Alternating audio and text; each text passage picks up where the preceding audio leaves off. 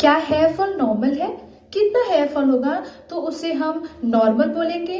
और एलोपेशिया क्या है, आइए जानते हैं इस वीडियो में। हेलो फ्रेंड्स, मैं हूं doctor Pooja and welcome back to medics.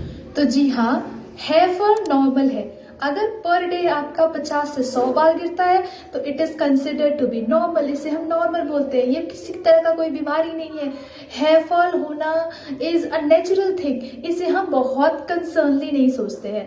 50 से 100 बाल सबके गिरते हैं। पर डे आपका हेयर फॉल हो रहा है, कोई दिक्कत नहीं है। लेकिन अगर बहुत बंचेस में आपका हेयर फॉल हो रहा है, बाल्डनेस हो रहा है, गंजापन दिख रहा है आपको, बहुत गुच्छे गुच्छे में आपका अगर हेयर फॉल हो रहा है, पर डे 50 से ज्यादा अगर आपको हेयर फॉल हो रहा है, that is considered to be a problem. Alopecia और हेयर फॉल दोनों ही अलग है, दोनों एक चीज नहीं है। हेयर फॉल नॉर्मल है, होता है।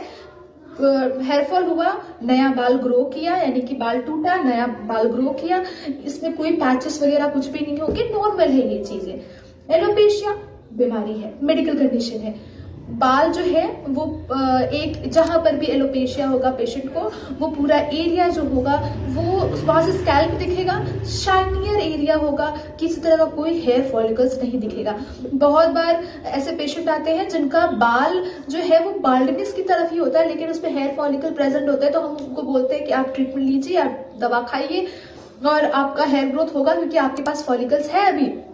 But if you don't have follicles then don't try anything, क्योंकि कुछ नहीं होने वाला। फॉलिकल से ही बाल आते हैं। अगर फॉलिकल नहीं है तो कोई फायदा नहीं है किसी भी ट्रीटमेंट का।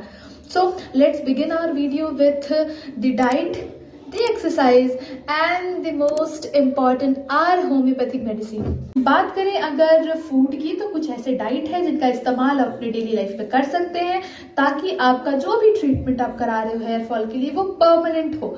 सबसे पहला है प्रोटीन। प्रोटीन बहुत इंपॉर्टेंट है, बिकॉज हमारा जो बाल बनता है वो केराटिन प्रोटीन से बनता है और वो एक तरह का प्रोटीन है, तो प्रोटीन आपको लेना इज वेरी इंपॉर्टेंट।